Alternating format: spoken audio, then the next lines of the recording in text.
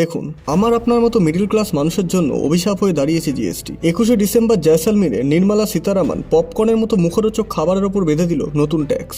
আপনি যদি salted popcorn খান তাহলে আপনাকে পে করতে হবে 5% জিএসটি, আর সেই পপকর্নটা যদি প্যাকেটে বিক্রি হয় তখন সেটা চলে যাবে 12% জিএসটিতে। আর যদি ক্যারামেলাইজ পপকর্ন খেতে যান তাহলে আপনাকে পে করতে হবে 18% GST.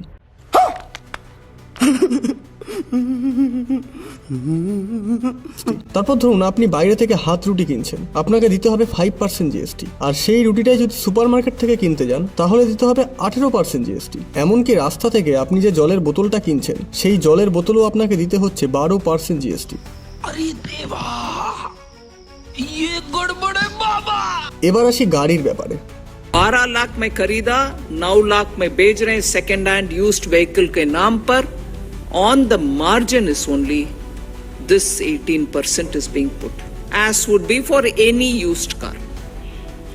So it is on the margin, not on the entire amount at which the car is being sold.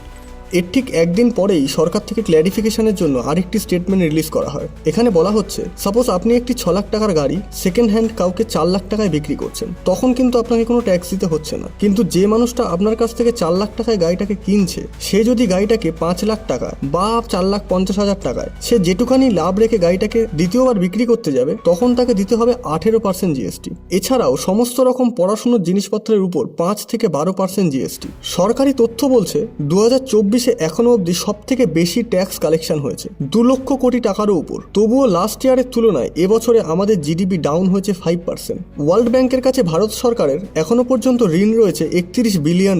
তাহলে কথা হচ্ছে, আমাদের এই ট্যাক্সের টাকাগুলো যাচ্ছে কোথায়?